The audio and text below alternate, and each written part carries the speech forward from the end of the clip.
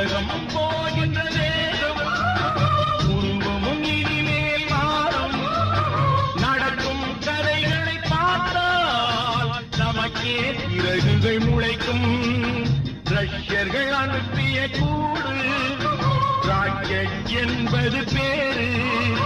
சிஷ்யர்கள் அனுப்பிய கூடு தெரியுது வானத்தில் பாரு. பூமியில் இருப்பதும் வானத்தில் பறப்பதும் அவரவர் எண்ணங்களே.